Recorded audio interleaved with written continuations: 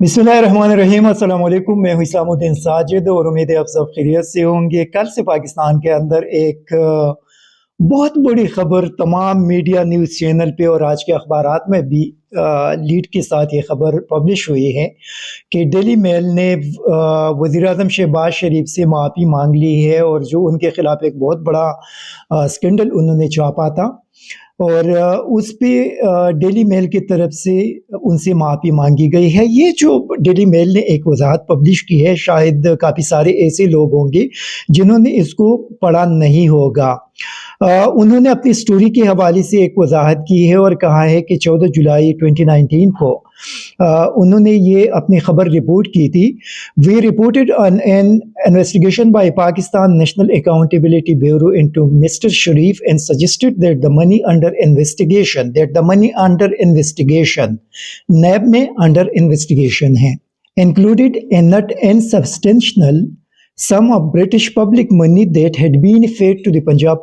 province and DFID grant aid. We accept Mr. Sharif has never been accused by National Accountability Bureau of any wrongdoing in relation to British public money or DFID grant aid. We are pleased to make this clear and apologize to Mr. Sharif for this error. कौन से error,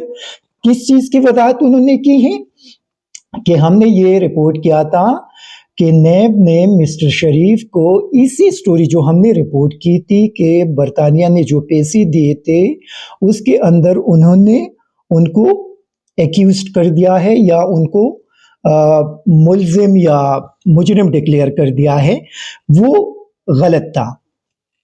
बाकी story पे वो अभी stand कर रहे हैं। बाकी स्टोरी के हवाले से उन्होंने कुछ नहीं कहा कि जो शहबाज शरीफ और उनके दामाद या उनके बेटों के हवाले से, रिश्तेदारों के हवाले से जो इल्ज़ामात उसके अंदर लगाए गए थे उस पे स्टिल वो स्टैंड कर रहे हैं। उन्होंने इस वजाहत के अंदर ये नहीं कहा कि हमने जो स्टोरी पब्लिश की थी उस स्टोरी पे हम माफ़ी मांग रहे हैं, सिर्फ नैब के हवाले से उन्होंने बात की है। तो ये थोड़ा सा जिस अंदाज से, चूंकि पाकिस्तान के अंदर बदकिस्मती ये है कि जब आप हुकूमत के अंदर होगी या आप ताकतवर होंगे तो पाकिस्तानी मीडिया को आपके लिए कंट्रोल करना इतना मुश्किल नहीं होता। आप जो भी चीज़ वहाँ पे पब्लिश करना चाहें आप पब्लिश कर सकते हैं, क्योंकि आपके पास पैसा है, इख्तियार है, तो आप ये चीज़ें पाकिस्तान के अंदर कर सकते हैं। लेकिन ये जो वजाहत आई है, आप देख ले, कल से काफ़ी बड़े बड़े जो सहाफ़ी है, स्पेशली जियो न्यूज़ से जो रिलेटेड है, बाकी जो है वो मुसलसल इसी चीज़ को प्रमोट कर रहे हैं कि डेली मेल ने उसी स्टोरी पे उनसे माफ़ी मांग ली। हालांकि यहाँ पे कुछ और लिखा गया है। ये अभी जब 13 दिसंबर के बाद, क्योंकि उसमें जो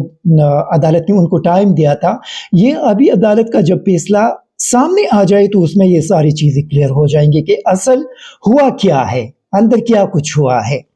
तो एक तो ये चीज़ है कि डेली मेल की ये जो कुछ उन्होंने छापा है तो उसमें तो उस पूरी स्टोरी के हवाले से बात नहीं की गई, बल्कि सिर्फ ये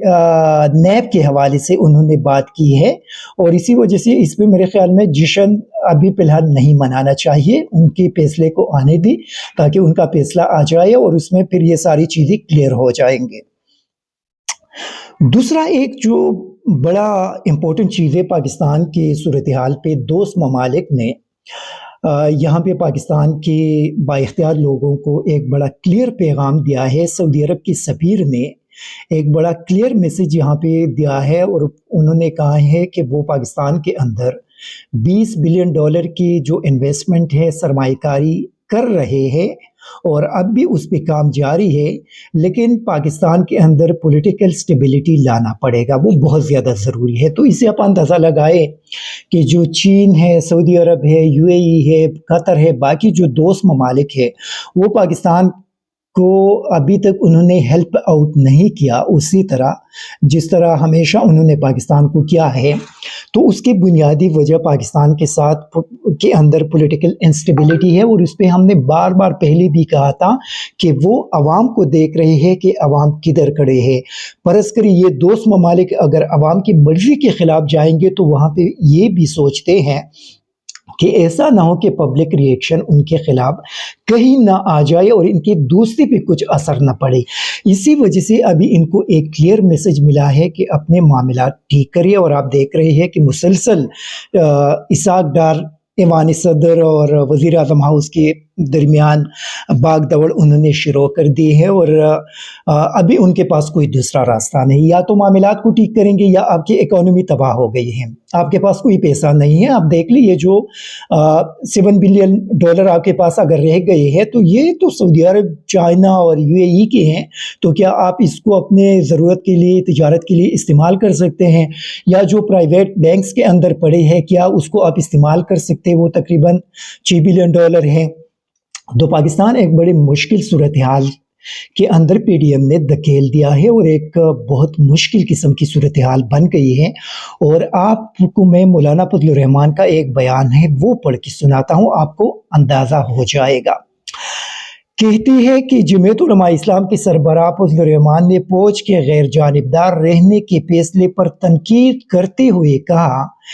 کہ جب اس سے پہلے آپ جانبدار تھے تو کیا یہ آپ کا اختیار تھا کہ جب چاہے مارشاء اللہ لگائے، اپنی حکومت بنائے، دھاندلی کرے، اور جب چاہے نیوٹرل بن جائے؟ چونکہ فوج نے ان کو کلیئر کٹ کہا ہے کہ پاکستان مزید اس قسم جو جس طرف آپ لوگ دھکیل چکے ہیں، مزید یہ چیز مبینہ طور پہ ان کو کہا گیا ہے کہ یہ مزید برداشت نہیں کیا جائے گا اور معاملات ٹھیک کرے۔ ابھی مولانا چیخ رہے ہیں، جو پاکستانی ماؤں بہنوں کو وہ گالیاں دے رہے تھے، ان کا یہ خیال تھا کہ ان کی مرضی ہے کہ وہ پاکستان کو جہاں پہ لے کر جانا چاہے، جہاں پہ پاکستان کو تباہ کرے، یہ فضل الرحمان کی اور شہباز شریف کی اور زرداری کا اختیار ہے۔ لیکن بابا آپ تو پاکستان کو چھوڑ کر بھاگ جائیں گے، آپ تو چلے جائیں گے، یہاں پہ 22 کروڑ عوام تباہ ہوں گے، اور یہ جو فوج ہے یہ اس قوم کا ادارہ ہے، اور یہ ان کی رسپانسبلٹی ہے کہ وہ پاکستان کو محفوظ رکھے۔ تو یہاں پہ آپ اور آپ کے ساتھی جو 8 مہینوں میں آپ لوگوں نے پاکستان کو تباہ کر دیا، اور مزید آپ لوگ اس کو تباہ کرنا چاہتے ہیں، اور آپ سے اگر کوئی کہے کہ آپ معاملات ٹھیک کریں، یہ مزید یہ جو آپ لوگوں نے شروع کر دیا ہے کہ اپنے تمام اربوں روپے کے کیسز کو ختم کریں اور پاکستان کو تباہ کریں، یہ چیز مزید برداشت نہیں ہوگی۔ تو پھر آپ کہتے ہیں کہ یہ غیر جانبداری ہمیں قبول نہیں ہے، اور میں اس پہ تنقید کرتا ہوں، اور یہ کیوں فوج نے یہ کہا کہ میں غیر جانبدار ابھی رہوں گا، اور آپ مجھے سپورٹ نہیں دیں گے تاکہ میں عمران خان کو مزید جس طرح چاہوں اور ان کو جس طریقے سے تباہ کرنا چاہوں ان کو تباہ کر سکوں۔ یہ کیا یہ مولانا کے یہ جو بندہ ہے، ان کے ابھی جو اسی دن اسامہ غازی نے ان کے اساسی سامنے لے کر آئے تھے، یہ وہی بندہ ہے جنہوں نے شہباز شریف اور زرداری کو بھی شکست دی ہے۔ میرے خیال میں ان اساسوں کو ابھی قوم کے سامنے لانا چاہیے، اور ان سے پوچھنا چاہیے کہ فضل الرحمان صاحب آپ کے پاس یہ پیسہ کہاں سے آیا؟ آپ کے پاس یہ اربوں روپے کہاں سے آئے؟ آپ کا انکم سورس کیا تھا؟ آپ کے پاس یہ اتنے بڑے بڑے بنگلے، یہ باہر دنیا میں اور پاکستان کے اندر اتنے پراپرٹیز اور اتنے پیسے کہ آپ ایک 3 ارب کا پلاٹ اسلام آباد میں بیچتے ہیں، یہ پیسہ آپ کے پاس کہاں سے آیا؟ بدقسمتی یہ ہے کہ یہ وہی لوگ ہیں کہ آپ کے اور میرے سامنے اسلام کا نام لے کر ہمیں دھوکہ دیتے ہیں، اور بیک پہ پھر یہی چیزیں ہوتے رہیں گے۔ جو مولانا کے اثاثے ہیں،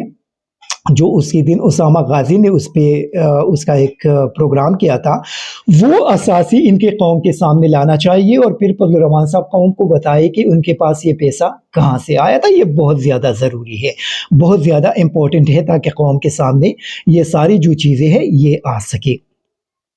ایک اور اعظم سوادی صاحب کے کیس کے حوالے سے بلوچستان ہائی کورٹ نے ایک بڑا حکم دیا ہے۔ ان کے خلاف بلوچستان کے اندر جتنے بھی مقدمات درج ہوئے تھے اس کو فوری طور پہ ختم کرنے کا حکم دیا، اور ان کو رہا کرنے کا بھی حکم دیا ہے۔ یہ ایک بڑا اچھا فیصلہ ہے، اور میرے خیال میں دیکھیں ہم پہلے سے بھی یہی بات کرتے تھے کہ اعظم سوادی کے ساتھ بہت بڑا ظلم ہوا ہے، اور یہ جو ظلم ان کے ساتھ ہوا ہے یہ ابھی عدلیہ کی ذمہ داری ہے کہ ان کو انصاف دے۔ تو یہ ایک بڑا اچھا فیصلہ ہے، اور میرے خیال میں سندھ کے اندر ان کے خلاف جو مقدمات درج ہوئی ہے اس پہ بھی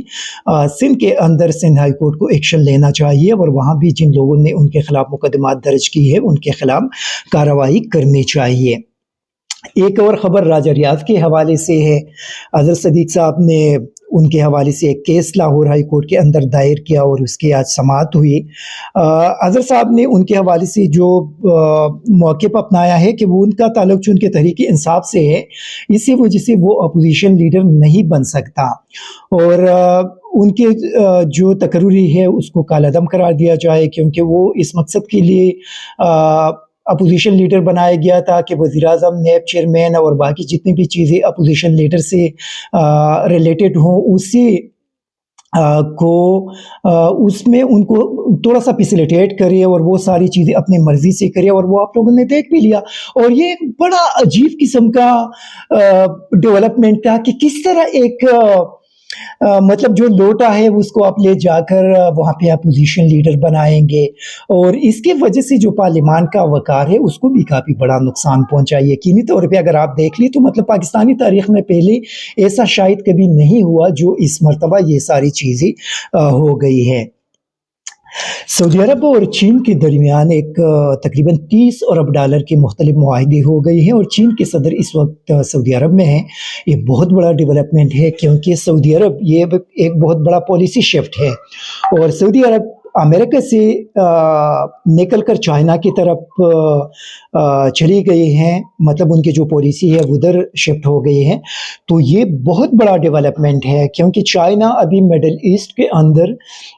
ساری چیزوں کو کنٹرول کر سکیں گے، اور یہ میرے خیال میں امریکہ کے لیے بہت بری خبر ہے، کیونکہ امریکہ کی جو اثر رسوخ ہے وہ اثر رسوخ ختم ہو جائیں گے، اور چائنا کا جو اثر رسوخ ہے وہ گلف کنٹریز کے اندر اور بھی بڑھ جائیں گے، کیونکہ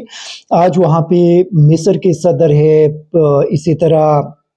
کویت کی ولی عہد ہے، فلسطین کے صدر ہے، سوڈان کی ہے، مطلب جو عرب لیگ کے مختلف لیڈرز ہیں وہ بھی آئے ہیں، اور وہ سعودی عرب کے ساتھ بیٹھ کر مطلب چائنیز پریزیڈنٹ کے ساتھ ایک میٹنگ کریں گے. تو یہ ایک بہت بڑا ڈیولپمنٹ ہے مڈل ایسٹ کے اندر، یہ بہت بڑا ڈیولپمنٹ ہے. اور ساتھ ساتھ میرے خیال میں پاکستان کی جو سیاسی صورتحال ہے اس میں بھی بڑی تیزی کے ساتھ تبدیلی آ رہی ہے، اور 20 دسمبر تک ٹائم بڑا امپورٹنٹ ہے. 20 دسمبر تک تقریباً یہ جو سارے فیصلے ہیں یہ ہو جائیں گے، لیکن جو سامنے آ رہا ہے کہ اسٹیبلشمنٹ، نئی جو اسٹیبلشمنٹ ہے انہوں نے معاملات کو درست سمت میں لے جانے کے طرف اقدامات بظاہر شروع کر دی ہیں، اور یہ میرے خیال میں بہت بڑا امپورٹنٹ ہے کہ اگر ہم پاکستان کو ایک ان کرائسس سے نکالنا چاہے اور پاکستان کو ایک بہتر سائٹ پہ لے جانا چاہے تو پھر ہمیں پوری طور پہ اقدامات اٹھانے کی ضرورت ہے. اور اسی وجہ سے پی ڈی ایم کے جو لوگ ہیں انہوں نے چیخ و پکار شروع کر دی ہیں، کیونکہ اصل میں یہ بتایا جا رہا ہے کہ عمران خان سے یہ ریکویسٹ کی جا رہی تھی کہ ان کو جو این آر او مل چکا ہے اور انہوں نے جو اربوں روپے کے اپنے کیسز ختم کر دی ہیں، اگر عمران خان اقتدار میں آئیں گے تو ان کیسز کو دوبارہ ری اوپن نہیں کیا جائے گا. لیکن عمران خان نہیں مان رہے، اور اسی وجہ سے معاملات اتنے پیچیدہ بھی ہو گئے، اور عمران خان کو ماننا بھی نہیں چاہیے، کیونکہ یہ پاکستانی قوم کا پیسہ، یہ ان کے باپ کا پیسہ نہیں ہے کہ آپ آ کر یہاں سے پیسہ لوٹ لے اور پھر آپ حکومتوں میں آ کر اس کو معاف کرے اور پھر جب بھی آپ کی مرضی ہو دوبارہ آ جائے اور دوبارہ لوٹ مار کرے. عمران خان کو یہ غلطی کبھی بھی نہیں کرنا چاہیے، کیونکہ پاکستانی قوم اگر ان کے پیچھے کڑی ہے تو وہ اسی وجہ سے کڑے ہیں کہ پاکستانی قوم یہاں پہ